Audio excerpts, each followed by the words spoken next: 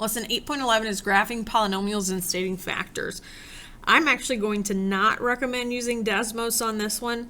Your graphing calculator is going to be a lot faster because you're going to need to pull up a table of values, and Desmos is just not great at that. It says use technology to find points and then graph the following polynomial and then write it in factored form. A, we're just going to say, is always going to be 1, so we don't have to worry about that. Okay, so what you need to do is go to your y equals button. Make sure you don't have a function in there. If you do, hit clear. It should clear it out. Put in x to the third power plus 4x squared minus 15x minus 18. Then you want to hit graph, and then this window is kind of wonky. And that's fine. Remember that you can go to window.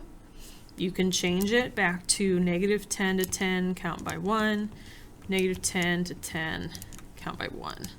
So remember, this is just saying how low and high do you want your x values to go, and when your y's, and what do you want to count by.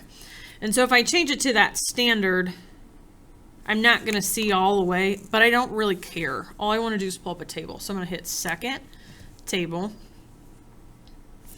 and I can only fit certain values. So it looks like the graph they're giving me only goes from -10 to 10. So I'm going to start there. When x is -10, y is -468. I can fit that on there. So let's see. Go ahead and write this table down real quick.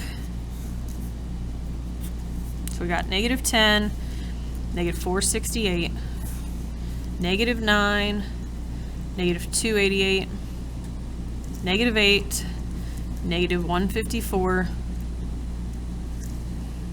-7, -60, -60, that's going to be important, -5, 32, -4, 42, -3, 36, -220, -10.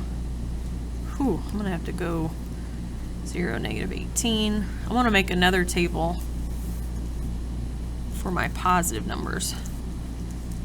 1, -28, 2, -24, 30, 450, 5, 132, 6, 252, 7, 416, 8. No. 8 is 630, which is higher than my y values are going to go. So I'm just going to stop there. Go ahead and plot all these points, because yes, Delta Math is going to make you do that. Okay, so that's what mine looks like. Just get approximately like that. The most important things are going to be our roots or x-intercepts, and we can tell those from the table and from the graph. And there should be 3 of them. And so when it wants us to write in factored form, we would say f of x equals, since our factor is -6, or I mean since our answer, sorry, is -6, our factor would be x plus 6, it's always the opposite, times, another one's -1, so it'd be times x plus 1, and then 3, we need it to be x minus 3. And that's all they're wanting, is showing you that you can actually graph it to get what the equation was instead of having to factor this.